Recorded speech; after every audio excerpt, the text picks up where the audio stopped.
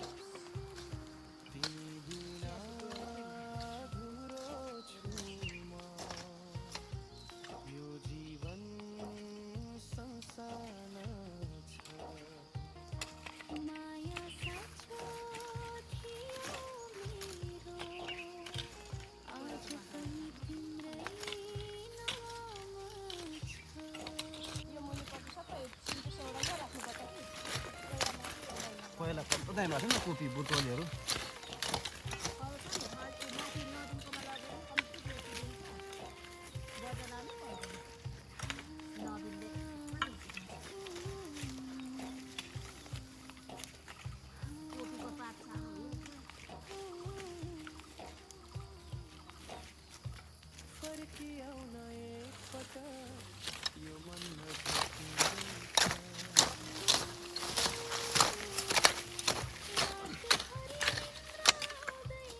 है अब चाहिँ हामीले टोटल्ली आफ्नो फर्स्ट काम चाहिँ है सकिसकेको छौँ।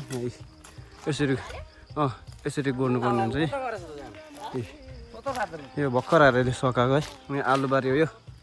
यहाँ तल चाहिँ कटिङ हुँदैछ फेरि हो, सुँगुरहरूको लागि सटिङको लागि कटिङ हुँदैछ यहाँ तल हो।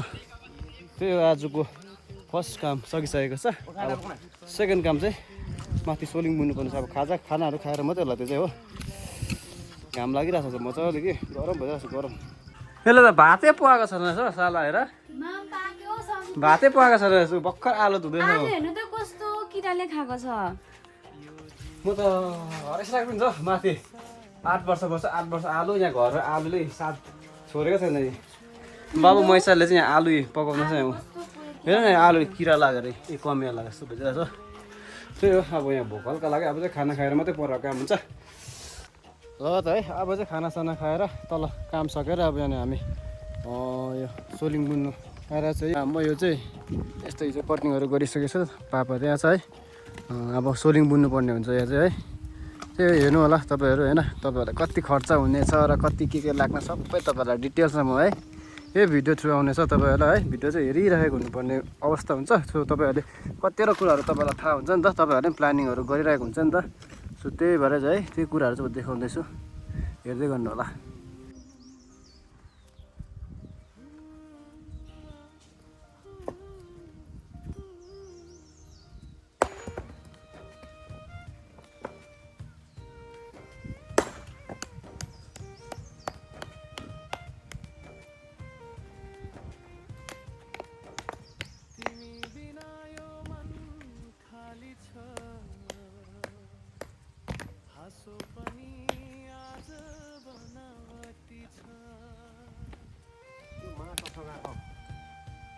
अलिक डल्लै डल्लै नै जे नै यहाँदेखि अलिक माइनस हुँदै जान्छ।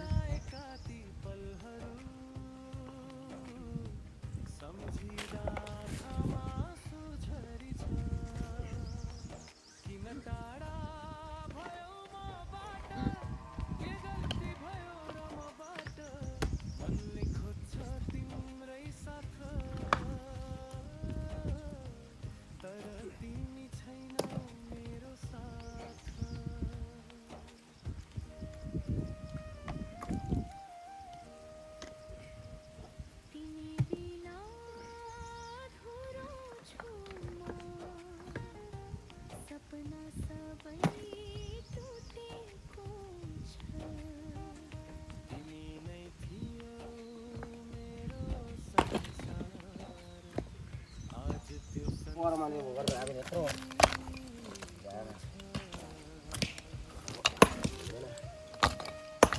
सामान लिएर फर्काएर राख्छु। कहाँ छ पनि कहाँ राखेको छ नै भन्नु क्या के गरी भनेको हुँदैन कि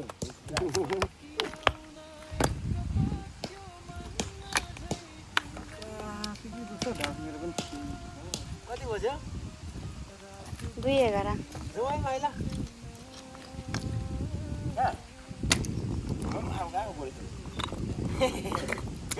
दर्शन मात्रै यसको त काम हुन्छ त लगेर जा भाइला बाबालाई मसिन त हट बुनि अलि दर्शन हुन्छ हो। अन्त भन्छ कि तेल त लाउनु पर्ने थियो हिजो होइन भन्छ हेन तेन भन्छ मङ्गलामा 130 वर्ष त्यो पापाले बिना मसिन छैन बिरुवामा 120 गाइस है अब चाहिँ हाम्रो डल्लै छोड्दा डल्लै सकिसकेको छ। साह्रो पऱ्यो साह्रो, ढाड दुखेर है छिटो नै बुढो भइस। पुरा ढाड दुख्छ मेरो बेसी बस्यो भने हो। यहाँनिर तर अलिकति छप्नु पर्ने रहेछ हौ डोडाहरू अरे के भोलि डोडाहरू छप्नु पर्ने मात्रै बाँकी रहेको छ। अब यस्तो भएको छ यो चाहिँ हो, यहाँदेखि टक्कै यतै यहाँसम्म। यो मैले हिजो पनि भनिसकिसकेको थिएँ, लेन्थ 24 ब्रेथ 11 यहाँनिर पापाले मेजरमेन्ट गर्दैछ। त्यही हो गाइस है, यही चाहिँ हाम्रोमा होइन। यसको इस्टिमेटहरू कति के लाग्छ के जान्छ के उयो हुन्छ सबै म डिटेल्समा है तपाईँहरूलाई सेयर गर्नेछु। त्यही हो, अरू त भन्नु केही छैन है। मेहनत गरिरहेछु, परिश्रम गरिरहेको छु हो। के हुने हो मलाई चाहिँ 110% स्योर है मेरो चाहिँ राम्रो भएर जान्छ।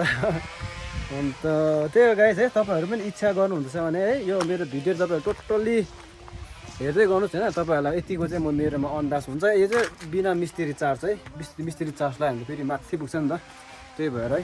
सो गाइस है मेरो भिडियो अब तपाईँहरूलाई के कस्तो लाग्छ तपाईँहरूको आफ्नो प्रतिक्रिया तपाईँले कमेन्ट मार्फत राख्न सक्नुहुन्छ है। त्यति भन्दै म भिडियोलाई यहीँनिर है इन्ड गर्न चाहन्छु।